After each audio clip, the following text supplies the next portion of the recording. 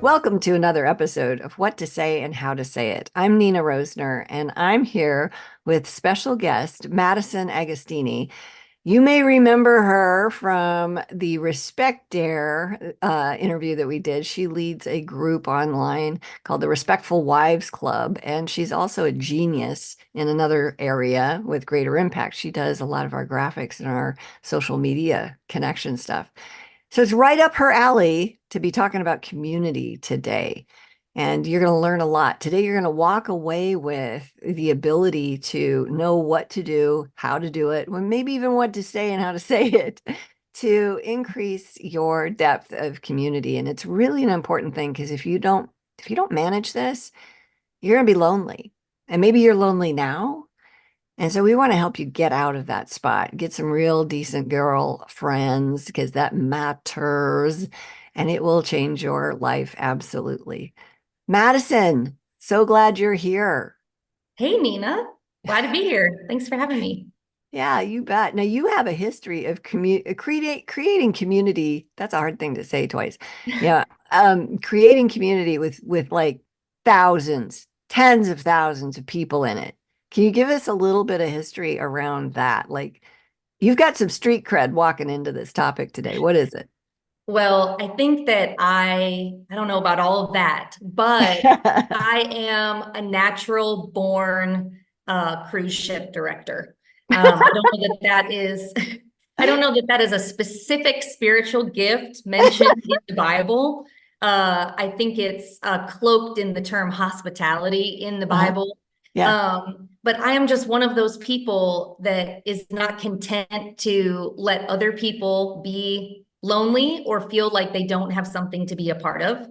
So every season of my life where I was single and felt alone, or I was a new mom and felt completely alone in the newborn baby and then toddler trenches. And then as I've been married and felt like I can't possibly be the only person that yells this much. Um, and just being willing to be the person to say, hey, yeah, this is what's real in my life. Anybody else? And I'm always shocked at how many people come out of the woodwork when you're willing to tell the truth about how things are, what reality really is, and bring people into a community together that are like-minded or going through a similar thing. Yeah. Yeah. And you have done that successfully in all of those spaces. And our paths crossed when you did that with a group of people doing the Respect Dare. That started off as a small thing, morphed into a larger thing, and now you're part of the team, which is amazing. We're so glad that Yeah, you're here. I love Yeah. it. I've witnessed that snowball effect a lot of Yeah. times in my life, and it's awesome to see God work that way. The Bible tells us like that He puts the lonely in families, Mhm. and I don't think that that's always a family that you're born into. It can be a season that you're going through and finding your people in Mhm. that time in your life. Yeah, I remember when we moved here 26 years ago from Iowa City, Iowa. I had a great group of friends. I was actually homesick when we moved, and I didn't know what to do with myself. It was really, really hard, and I had little kids. I was isolated and lonely, and I wouldn't wish that on anybody. And getting plugged into a church and a community there changed everything. And I'm good at it with people. Like, I know how to go quickly make friends and influence people. And, to quote Dale Carnegie, I know how to do that. But there's a lot of people that just sounds terrifying. And the whole loneliness thing, they're in it and they're miserable. One of the points that you make is the first thing that we need to kind of recognize is that, yeah, that dude you married, he should be one of your besties for sure. But there's something we also need to take into consideration with that. Why don't you talk about that for a minute? Yeah, so I like to say we all want to marry our best friend. Hopefully you did. I know that I did. I married my best friend, but I also had to have a bit of a mindset shift spending all that time with my boy bestie, is that he is not a girl. And I have to stop trying to treat him like one or make him into one. Regardless of what our culture currently is trying to tell us, men and women are vastly different. And that XY chromosome that your husband has is very likely to make him wonder why you do pretty much everything that you do. Men explain things in A, then B, then C, facts, black and white. This is how it is. Women, we much more so tell stories with all the details, all the characters, what I was wearing, what the temperature was, what the look on her face was when I Uh-huh. said this.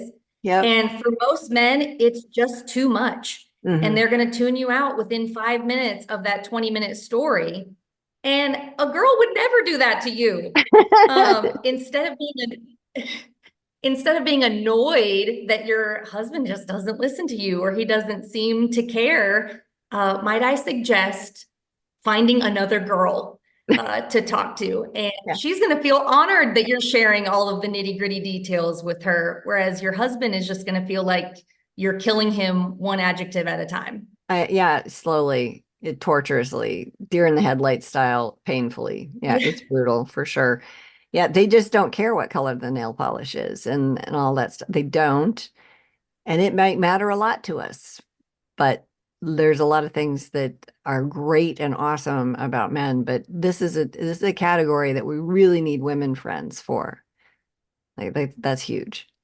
So, you have some discussions around what it is to take responsibility in this space. Like we feel so strongly about this, and you've seen this in the Strength and Dignity course, that we consider it a basic um, being an adult thing, just the way to take care of yourself, that you've got some female friends and you're spending time with them.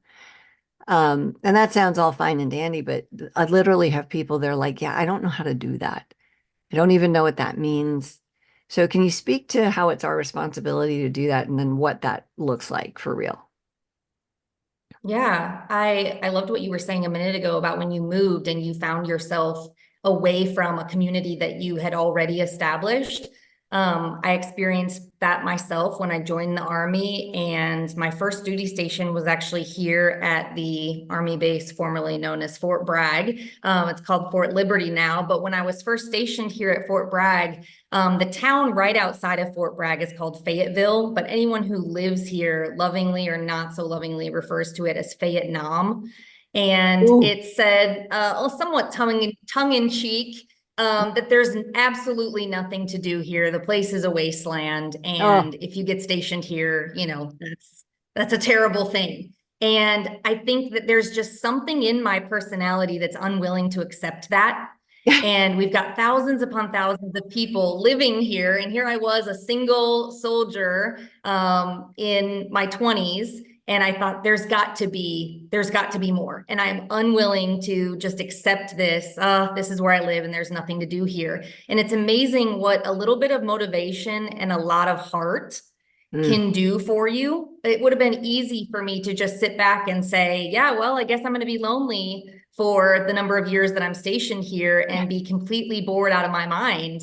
But I took ownership of it and I joined a local church. I personally, at that time, enjoyed being at a large church, and they had a ton of groups to be a part of. But believe it or not, they didn't have a singles group that really fit my needs. So Mm. I found out what was needed to create one. Mm. And I think really living your life and taking ownership of building your own community, you need to have like a field of dreams mindset. If Yeah. you build it, they will come. Hmm. And especially if you feed them, then they'll really come. Yeah. But just not accepting this, I'm lonely and I have no one, then it's time to find someone, find a group. And if one doesn't exist, then create one yourself, and you'll be shocked how many other people are just like you and are so glad that someone took the initiative to rally the troops, so to speak. Yeah. You ended up with more than a few people in that group, if I remember properly. Oh, yeah, absolutely. I actually ended up being selected by the US Army to run their single soldier program at Fort Bragg, which I had 30,000 people in that group. And Yeah. then the group that I ran at my local church was pretty large also. It got to the point where we had to be conscientious about where we went and what activities we did because we were going to take over the whole place once we got there. That's awesome. What a great problem to have to work through, you know. But Oh, absolutely. Especially when every person in the groups, felt like they didn't have anybody before that. Mhm. Yeah. So you created this and you found it lacking. And then sometimes you do find an actual group that Yep. already exists, you know. Right. So join it. Yeah. I'm a huge fan of mothers of preschoolers.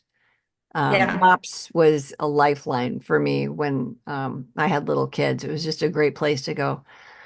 Other women and smell the estrogen, just intake coffee and baked goods and listen to Yes. speakers.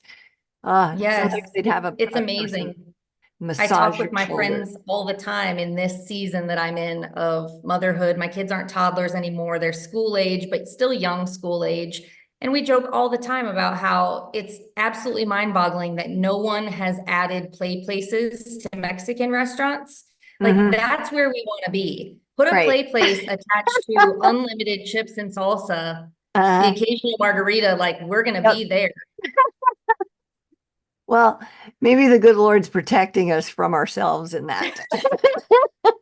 Yes, our Yeah. our waistlines. Our waistlines, our alcoholism, like all the things that could, like, I could, yeah, see that going south. But I do understand the concept, and we do that too out here. We're big fans of Mexican food out here, so that's yeah, definitely a thing. So when you're looking at, all of this taking ownership thing, like that, you're talking about having a personal leadership mindset versus being a victim of our circumstances. We're not helpless here. And it might feel like some of our listeners are like, yeah, but I'm not as cool as she is, So what kind of advice do you have to somebody that isn't quite the army go-getter, like stir them up kind of person as you are? Like, how do they, maybe there's an introvert that's listening. What Oh advice do yeah. you I have for think I her? used to be one somewhere along What? the lines. Somewhere along the lines that changed. Okay. Um, but yeah, I think that it doesn't require being an extrovert. It doesn't require being the type of person that is so great at these things. A lot of times it's just a willingness. Mm, And you can start with one.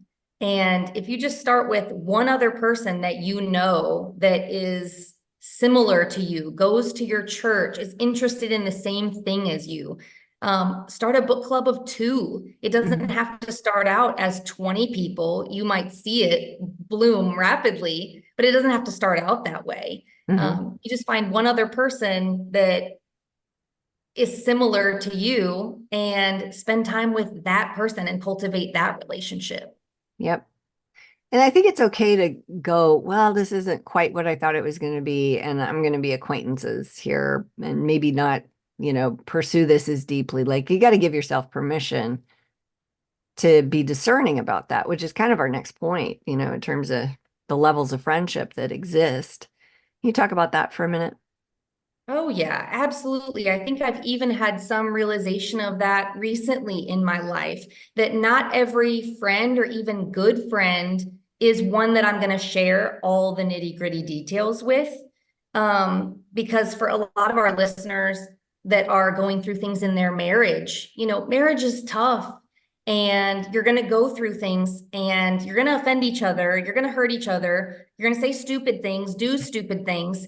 And you don't want your bestie to be the one who's constantly saying, "Oh my gosh, what a jerk. You should leave him." Right. She can't be your bestie if that's the advice. You've Yep. got to have the one that is in your corner that you're sharing the nitty-gritty with needs to be the one willing to slog through the nitty-gritty with you, Hmm. remind you that you're not alone Hmm. and don't give up. We'll get through this. This is worth fighting for. Hmm. Um, it's easy to find the person that's going to tell you, it's not worth it. Throw in the towel. That's really true, especially when we've got, higher than 50% of the people that you're going to be around have been divorced. So, they're gonna, it's a natural human thing to do to project, well, I did this. onto somebody else. And so it must be okay for you too. And, toss this dude and find another, which isn't biblical.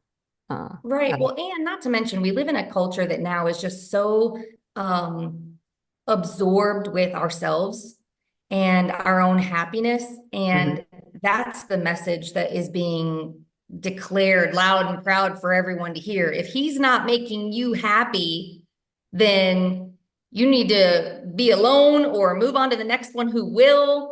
And that's just not a concept that is actually doable. Every Right. person that you encounter on this earth is going to frustrate you, annoy you, hurt you, not be perfect. Yep. And in return, you're not going to be those things for anyone else either.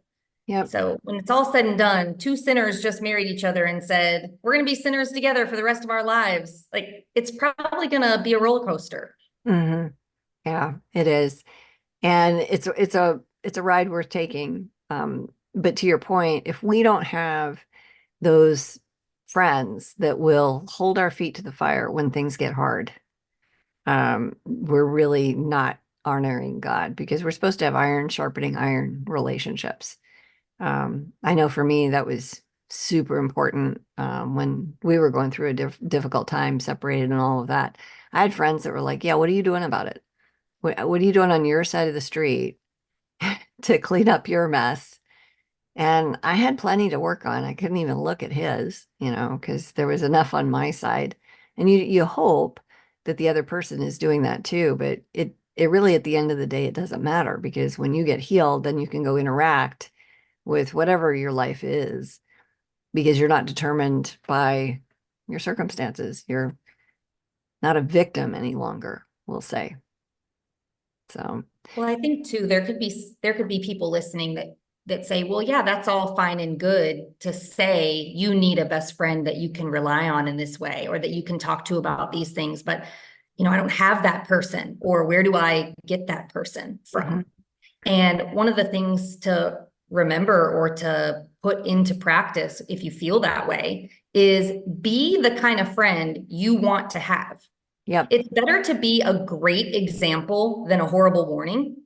So be that friend for someone else. If you want someone to be there for you and to invite you out to coffee and to listen, and when you're going through a rough time, they're the ones that invite you out or bring food by, then Hmm. be that for someone else. And you Yep. won't always see it reciprocated. Some people are just willing to be takers in this life, but it Hmm. wouldn't take you that long to see that and figure that out. So be willing to put yourself out there, and you might really be surprised that then that person reciprocates. We Hmm. talk about that in our marriage relationship. Be willing to be the one to change first and then watch what happens. If you sit around waiting for it to come to you, it's probably not ever going to come to you. Hmm. So taking ownership of it and making it what you want it to be.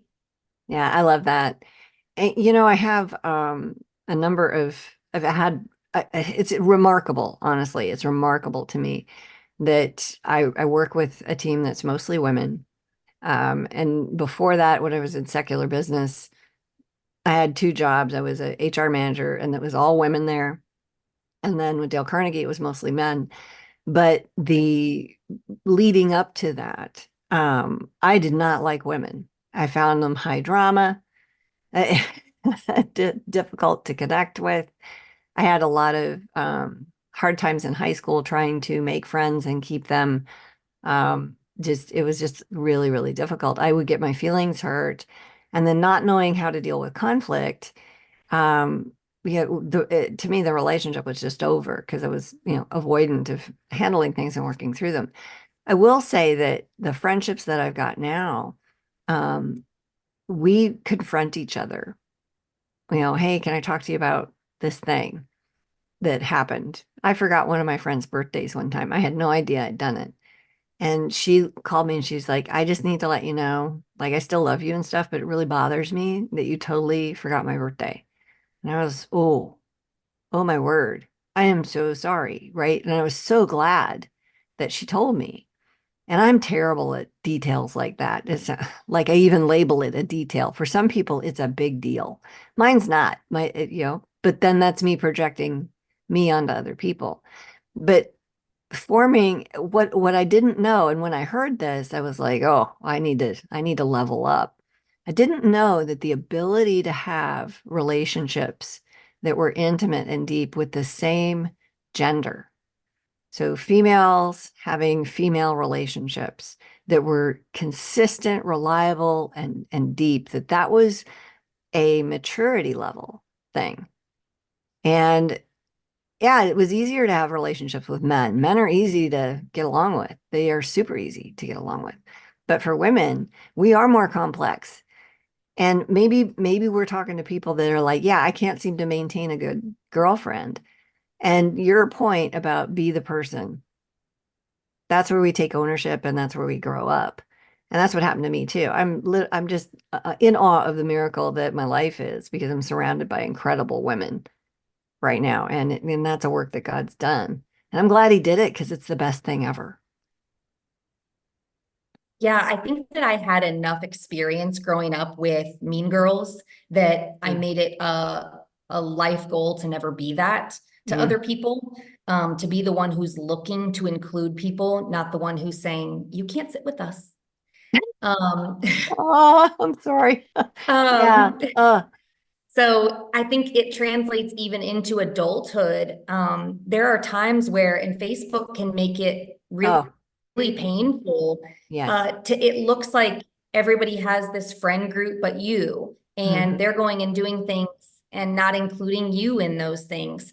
And it's entirely possible that it is a clique and you are being excluded for some very specific reason. Hmm.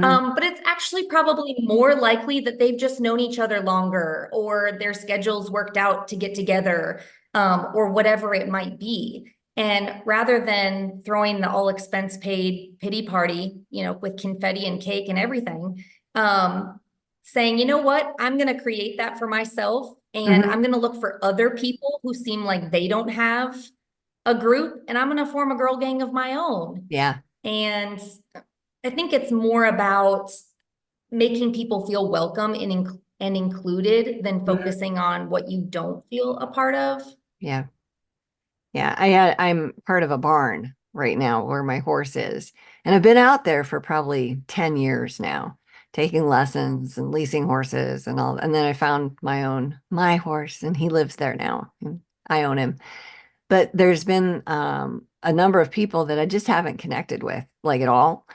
And then our horse trainer suggested one of his other people who everybody admires, okay, because she's like just the best rider he's got, has the best horses. She's an incredible trainer. She was going out of town and she needed somebody to water her horses over the long weekend. And he's like, well, Nina lives in your town, why don't you ask her? And so she hires me, right? That's so funny. She hires me and I get done with, the weekend. She trains me on all the stuff and I get done with it and she tries to pay me and I'm like, I don't want your money. I just want to ride with you. And she's like, what? I said, yeah, you're so gifted. She goes, oh, you got to be kidding. And I said, no, I just really want to learn more from you and I really enjoy your company. Can we just go ride? She's like, I would love that. Like, I don't have anybody right now that I'm doing that with. And she's got a couple of horses, and she can't ride them all. And then that twosome turned into what we call the six pack. And it's not because we drink beer. We don't. But we've evolved into a larger and larger group. And then somebody at the barn the other day said, well, I'm not part of your clique. And I said, what? Like, I didn't even know that somebody thought that. And I said, what do you mean? Well, you're with, so and so and so and so. And I'm like, half these people aren't even here at this barn. Like, if you want to ride with us, just come ride. Like, we don't care. We don't. There's no click. You're invited. And they were shocked because they came at this with the seventh grade mean girl mentality and made a snarky comment at me. And I was like, oh, that's somebody that's hurting and feeling left out. Like, no, don't feel that way. There's plenty to go around. And the thing that connects us is just the love of horses. Before it was, I've got toddlers and I need to survive, or I'm struggling with my teenager. What do I do? Just the whatever it is, you just connect with people over something and then be welcoming and be kind and be gentle and loving and truthful. It's good stuff. Love it so much. Oh, absolutely. I think having that thing in common, and sometimes it only takes one thing. I Hmm. have a similar group of friends. We, like, over the years, have sort of jokingly referred to each other as the Basketball Wives Club, because it started out because we all had husbands who play an insane amount of basketball, and they were playing basketball together. So all Uh-huh. the men were friends. Oh. And, we would show up to watch them play in their church league. Hmm. And it was kind of like we each had our own little section of chairs where we were trying to wrangle our children and keep them sane for an hour basketball game. And all these years later, I mean, probably over a decade later, I still don't know very much more about basketball than I did in the beginning. But I have like 10 of the greatest friends that Mm, we can get together and talk about the insane amount of basketball that our husbands play, when it gets under our skin, or when we're like, oh my gosh, I was so glad he went and played basketball the other night because I had a book I wanted to read and yeah. I did while he was gone. And just having those other women who get it, Hmm. they understand, and you run into them on a regular basis, or at Hmm. least on occasion. Yeah. Yeah, that matters. The thing I like about the friend groups I have now is that we don't all have the same political views. Like, seriously, lots of different, there's three different political parties. One of them's not really a party, but we got all the sides of the aisles there. Um, and we just don't usually talk much about it. Some, but not, and we're always super respectful about it. It's very, open to other people's point of view. Some people got vaccinated, others didn't. We, and it's none of that's affected our friendship. The thing we all have in common is that we're all followers of Christ. So yeah, the horses for sure in that one group, but everybody's really connected to the Lord. And sometimes we bring in people that don't know him that well just to, have dinner with us and just hang out and then we, invite them to ride or something like that. But there's got to be some sort of unifying something. And it doesn't have to be as big a deal as we make it into. Like if you don't have any friends that aren't followers of Christ, or if you don't have friends that are Republican or Democrat, like whatever the opposite of whatever you are, like I want to challenge you in that. Like, can we all be mature enough to be able to have differences of opinion and still love each other and still connect? Because people are amazing and wonderful, and they're well loved by our Father in heaven. So anyway, I just kind of wanted to toss that out there. The great thing about being friends with Christians, or even trying out a group or something that you want to start as part of your church, the great thing about that is Christians are basically required to be forgiving, Yeah. and even in some instances, forgive and forget. Yep. And so it's a really good audience to kind of try your hand at something, because they're going to be a lot more forgiving than the heathens are. Oh, amen. The heathens. That's funny. I know some heathens that are kinder than some of the Christians I know. But to your point, that particular rule definitely applies. We need to forgive and get along and be love. And that certainly helps. What But do you going back to want? that example of being the type of person that you want in your life. Hmm. So if you're wanting to cultivate that attitude of being loving regardless of a difference of opinion, then you got to be the type of person that emulates that. Hmm. That, yes. And we don't take offense and we don't get defensive and we listen well. Yeah, that's fair. So we've been through a few things today. We got the husband should be your friend, but he's not a girl. So know the difference. Get you some girlfriends. Then let's take responsibility for that. And let's find, create, and cultivate those relationships. And then let's understand the levels of friendship. Like we're not going to share everything with everybody. There's some sacred spaces for those closest to us. What is it like if you could give marching orders Like how I tied that army thing in there, right there. That's pretty funny. Oh Um, yeah. yeah, I love a yeah. good military reference. Great job, Nina. Thank you. It was just for you, honey. Um, yeah, if you could give our audience marching orders around this, something to go do, what action would you encourage them to take? Yeah, absolutely. Start with something. And I was just thinking while we were talking that there could be some that feel like there isn't anything in person for them to do in their community, or they haven't gotten established in a church family yet. We see that a lot in the military community. People are moving around all the time. So I'm Sure. not unfamiliar with that concept of having to start all over Hmm. and feeling really alone, but you have to start somewhere. Yeah. And one of the great things about this year that we live in is that there's a lot of virtual stuff that you can be a part of. And there are Facebook groups out there a lot of times for the town you live in. Join that group, and you might see those connections turn into in-person connections. But even if not, you can make virtual connection with people. We all had to do that for Oh, 2 or 3 years during yep. COVID. We all saw the good and the bad of Hmm. that, but it's a place to start. And like you mentioned in the beginning, I do run a Facebook group called the Respectful Wives Club. And if you want to be a part of a girl gang of like-minded women that are not going to say, you should divorce that jerk, we got a whole club of us over there, and I like to think that we are fun. You will laugh a lot. If I go a little while without posting anything in there, I'm going to find something funny and relatable to share, just to keep it growing and fresh. Hmm. There's virtual groups you can be a part of, and in your real in-person life, take the time to think of who else you might know that is like you or might feel like you, and send her a text and invite her to coffee. Don't Yep. call. Nobody wants to be called anymore. They're going to decline your call if they see actual phone numbers lighting up their phone. But send that girl a text, invite her for coffee. Everybody loves coffee. And if they don't, if you don't love coffee, you don't need that kind of negativity in your life. I'm with you on that for sure. But send a text, invite that girl to coffee, and sit down, enjoy some caffeine and some conversation, and see if you don't come out of it feeling built up. Hmm. And whether that's built up by her being there for you, or you feel blessed by blessing somebody else.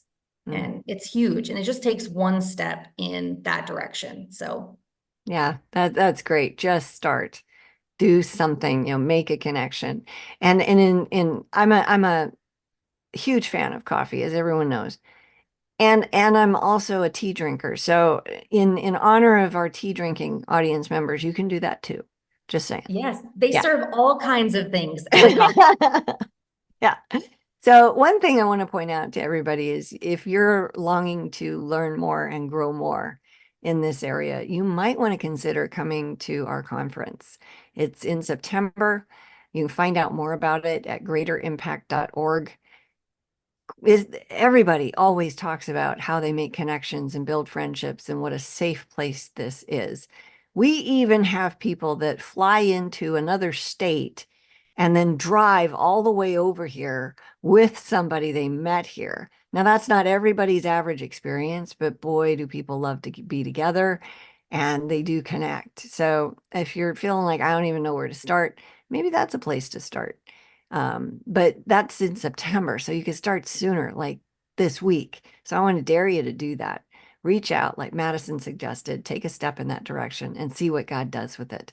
But go to our website at greaterimpact.org and grab some of the free resources and check out the conference. It may be just what you need. We'll see you next time. Be sure to check out the next episode on dealing with conflict. If you have not liked or subscribed, please do that because that helps us deal with the algorithms. Love you wildly. We'll talk soon.